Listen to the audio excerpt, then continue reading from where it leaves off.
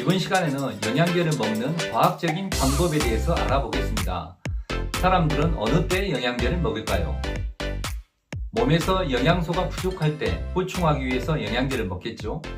일반적으로 영양제를 먹는 이유는 피곤하니까 몸에 좋을 것 같아서 TV 광고를 보고, 몸에 불편함이 있어서 가족이 사다 주니까, 또는 습관성 때문이라고 합니다. 그렇다면 내 몸에 실제로 영양이 부족한지, 충분한지, 과잉인지는 어떻게 알고 영양제를 먹을까요?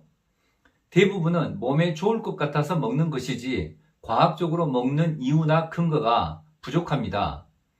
영양제를 먹기 위해서는 먼저 내 몸속 현재의 영양 상태를 모발 검사를 통해서 알아보아야 합니다.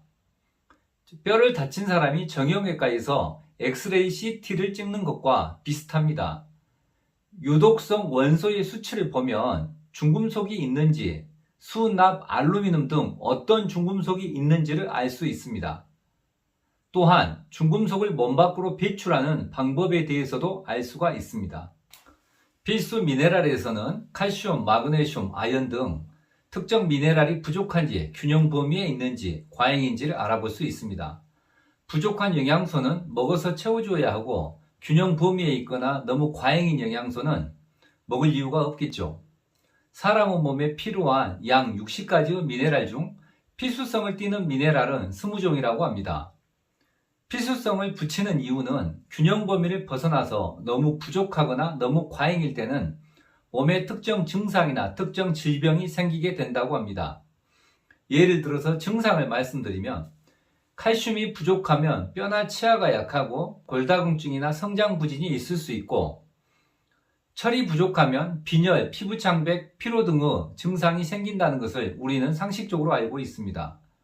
예를 들어서 균형을 설명드리면, 소금으로 반찬이나 국물 등 음식의 간을 맞출 때 소금이 부족하면 맛이 싱겁고, 소금이 너무 많이 들어가면 음식의 맛이 짜게 되는 이유와 같습니다. 음식의 간이 맞는 것이 맛의 황금 비율이라고 합니다. 필수 미네랄은 수용성 미네랄과 불용성 미네랄로 나누어집니다. 수용성은 물에 잘 녹는 미네랄이고, 불용성은 물이나 기름에 잘 녹지 않는 미네랄입니다. 수용성 미네랄은 나트륨과 칼륨입니다. 나트륨은 소금이고 칼륨은 과일에 많이 들어있습니다. 수용성은 비타민 등 보조 성분이 없어도 몸에 잘 흡수될 수 있습니다.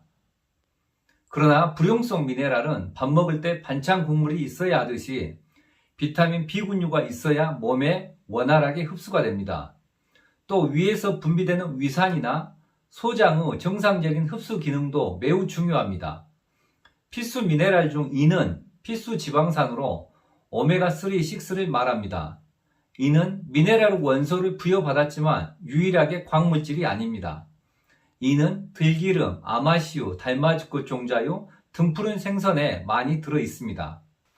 앞의 내용을 요약해보면, 영양제 먹을 때 과학적인 방법은 모발을 통한 중금속, 미네랄 검사로 몸속 현재의 영양 상태를 정확히 알아보아야 합니다.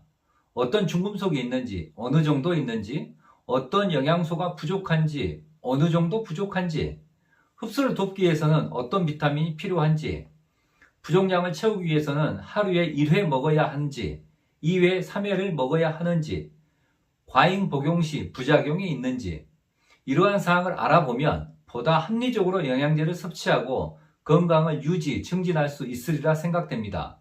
특히 아토피나 탈모 등 특정 증상이나 질병이 있는 분들과 또는 전염되지 않는 증상이나 질병이 있는 분들은 반드시 중금속과 필수 미네랄의 양을 알아보아야 합니다. 알아야 대책을 세울 수가 있습니다. 이번 시간은 여기서 마치겠습니다. 시청해 주셔서 감사합니다.